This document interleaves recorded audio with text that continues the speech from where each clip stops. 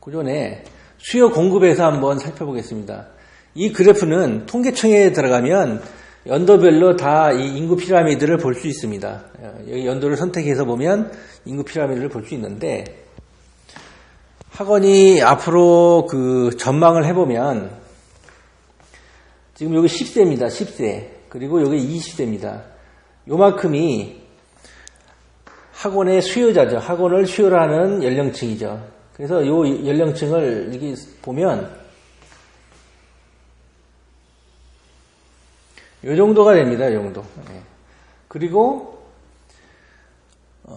학원 강사로서 30살부터 한 50살 정도로 잡고요. 요 정도 나이대 30세에서 50세가 이런 학생들을 가르칠 수 있는 연령대죠. 그래서 요 연령의 그 인구 피라미드를 보면 요 정도로 되어 있습니다. 50살까지. 이 정도.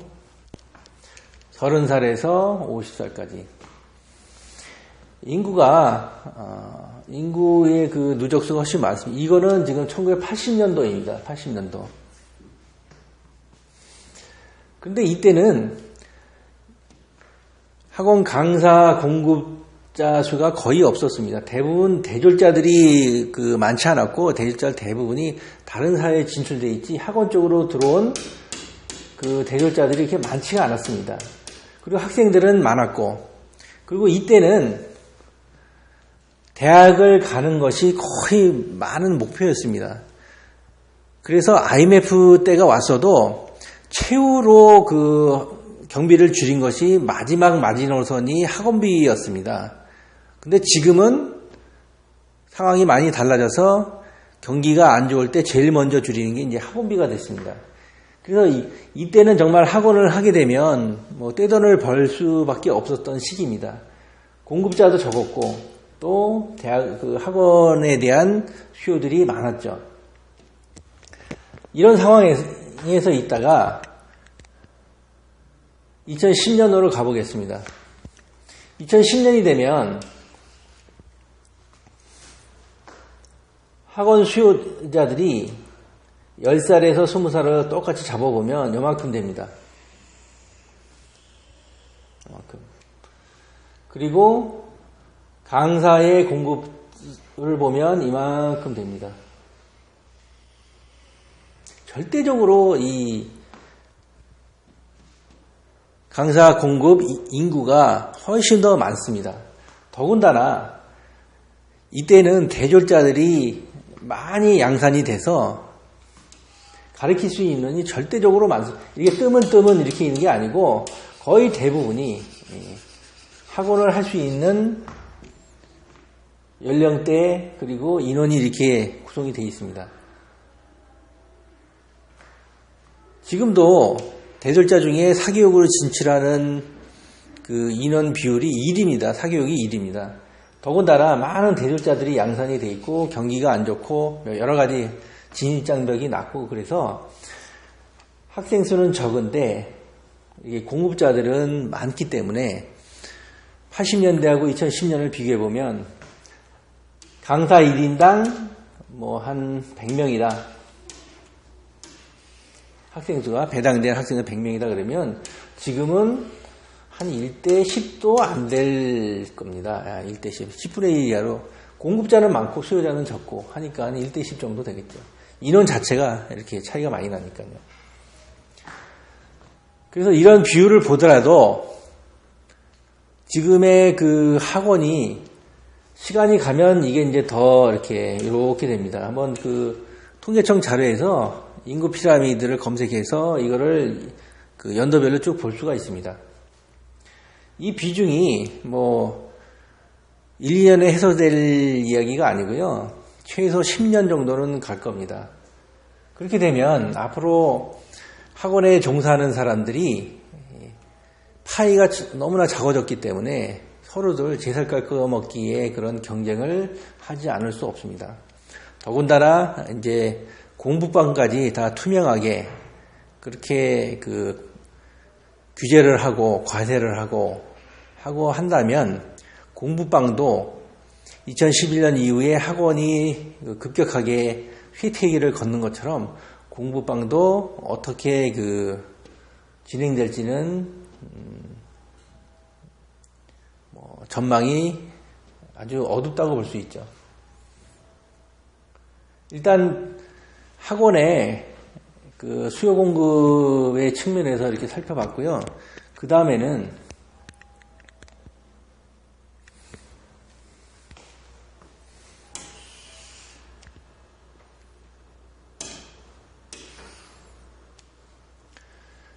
지금 대부분 학원이 수능과 내신을 중심으로 해서 학생 성적을 올려줌으로 학생 성적을 관리하고 연습시키고 성적을 올려주는 역할을 통해서 지금 부가가치를 만들어내고 있습니다.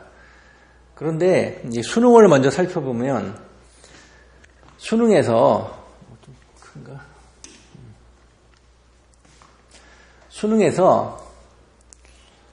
성적 변화, 실제 수능 성적표를 받았을 때 모의고사를 봤을 때 하고 실제 수능 성적표를 나왔을 때 그 성적 변화를 통계를 내본 적이 있습니다. 이게 40만 명 이상을 통계를 냈기 때문에 거의 정확한 통계라고 볼 수 있죠. 그래서 1등, 1개 등급 변동이 있었던 학생이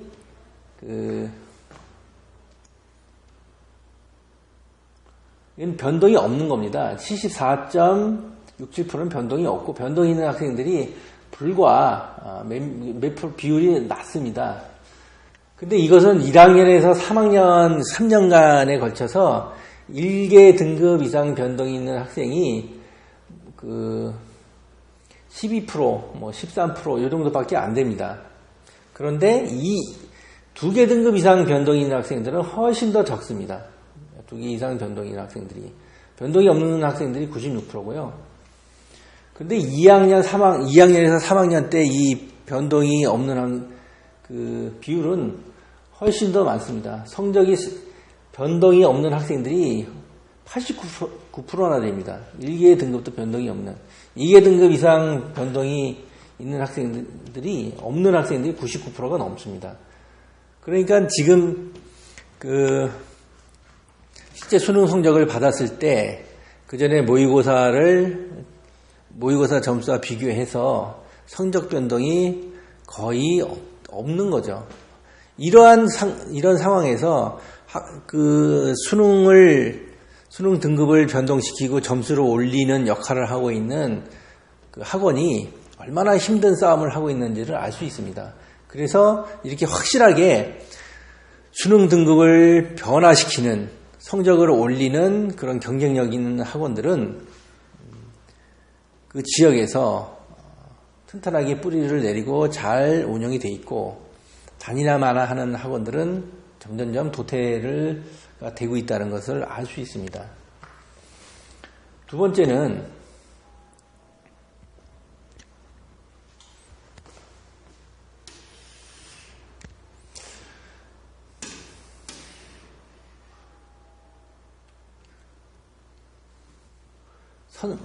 고등학교 성적 변화가 있는 학생들을 대상으로 설문조사를 했을 때 가장 교육 사교육 만족도를 살펴보면 인강이 40.7%입니다. 과외가 24.7%, 보습학원이 8%, 대형학원이 5.5%. 그래서 학원이 2011년 이후로 갑자기 학원법 개정 이후로 점점 어려워졌을 때 제일 먼저 나가 떨어졌던 것이 대형학원입니다. 대형학원. 여기가 지금 말도 못하게 많이 없어지고 있습니다. 그리고 나서 이제 그 다음 차례가 이제 보습학원이죠. 보습학원이 이제 점점 어려워지고, 그나마 이 과외 내지는 이 공부방이 살아남을 수 있는 가장 좋은 여건을 가지고 있죠. 그런데 인강이 지금 이렇게 만족도가 높기 때문에 가면 갈수록 이런 데가 힘을 잃고 있는 거죠. 물론 이제 온라인하고 오프라인하고 차이점이 있는데, 인강이 3세대로 접어들면서 오프라인의 장점들을 하나씩 가져오고 있습니다. 그래서 여기도 지금 과외나 보습학원이나 대형학원이 살아남을 방법은 이 인강의 장점을 가져오는 거죠. 이렇게 인강의 장점을 가져와서 오프라인의 장점에 인강의 그 온라인의 장점을 더해서 경쟁을 하지 않으면 인강한테 점점 밀릴 거라고 봅니다. 그래서 수능을 지금 기준으로 해서 좋은 대학을 보내는 거에 관한 여러 가지 그 사회적 변화, 그리고 그 학원에 대한 그 IMF가 일어났던 90년대의 그런 학원에 대한 인식, 학원비에 대한 인식과 지금의 인식, 대학에 대한 인식, 뭐 이런 것들이 점점 학원의 그 위상을 또 위치를 점점 위축시키고 있다는 것을 알 수 있습니다.